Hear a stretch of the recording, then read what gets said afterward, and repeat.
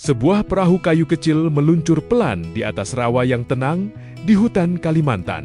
Tidak ada suara mesin besar, tidak ada keramaian, hanya riak air, pepohonan, dan seekor penumpang yang duduk dengan sangat tenang di ujung perahu. Penumpang itu bukan manusia, ia adalah Timtum, seekor orang utan yang belakangan dijuluki warganet sebagai murid paling sopan di sekolah hutan. Dan momen Timtum duduk anteng di perahu ini sukses bikin banyak orang gemas. Di kawasan Suaka Margasatwa Lamandau, Kalimantan Tengah, Timtum memang punya rutinitas yang cukup unik. Seminggu sekali, ia diantar naik perahu menuju hutan seberang untuk belajar. Bukan belajar membaca atau berhitung, tapi belajar hal yang jauh lebih penting bagi hidupnya, menjadi orang utan liar yang mandiri. Potret Timtum yang duduk rapi di perahu ini pertama kali mencuri perhatian setelah diunggah oleh akun media sosial BKSDA Kalimantan Tengah. Dalam foto tersebut, Timtum tampak duduk santai di haluan perahu, menatap air rawa yang tenang, seperti siswa yang baru pulang sekolah setelah menjalani hari yang panjang.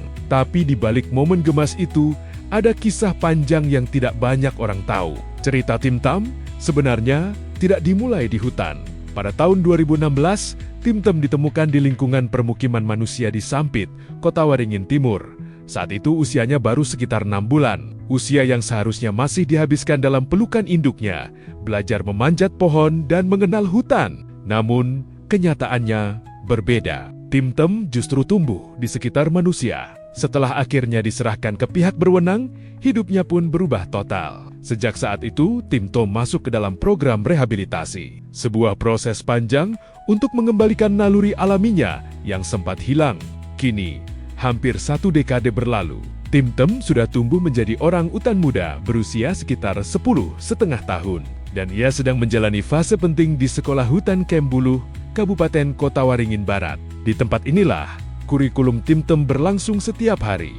Pelajarannya tidak biasa. Ia belajar memanjat pohon tinggi, belajar bergelantungan dari dahan ke dahan, belajar memilih buah hutan yang aman dimakan, sampai belajar membangun sarang sendiri untuk tidur. Semua keterampilan itu sangat penting, karena bagi orang utan, hidup di hutan berarti harus bisa mengurus diri sendiri sepenuhnya. Salah satu metode unik di Kembuluh adalah membawa Timtum ke hutan yang berada di seberang sungai. Area itu dikelilingi air rawa, sehingga secara alami membuat orang utan lebih sering berada di atas pohon. Di sanalah Timtum belajar mandiri.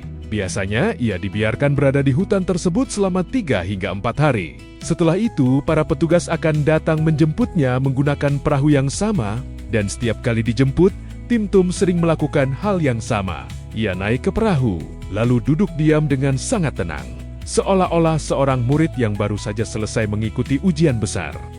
Menurut Kepala BKSDA Kalimantan Tengah, ketenangan Timtum bukan berarti ia menjadi jinak, justru sebaliknya.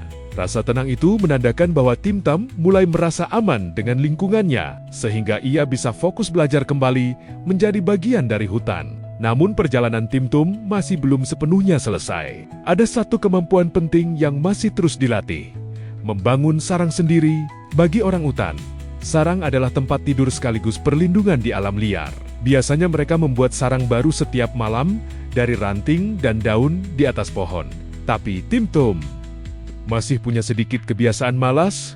Ia sering memilih menggunakan sarang lama yang sudah ada daripada membuat yang baru. Bagi para pendamping rehabilitasi dari Orangutan Foundation UK, kebiasaan ini menjadi catatan penting, karena kemampuan membangun sarang adalah salah satu syarat utama sebelum orang utan bisa dilepas liarkan sepenuhnya. Jika suatu hari nanti kemampuan itu sudah benar-benar matang, Timtum berpeluang menjadi kandidat berikutnya yang kembali hidup bebas di hutan Kalimantan. Kisah Timtum juga menjadi pengingat tentang dampak besar ketika satwa liar terlalu lama hidup bersama manusia. Bahkan dalam beberapa kasus rehabilitasi lain, pernah ada orang utan yang sulit tidur jika belum menonton acara televisi. Sebuah gambaran betapa kuatnya pengaruh kebiasaan manusia terhadap perilaku mereka.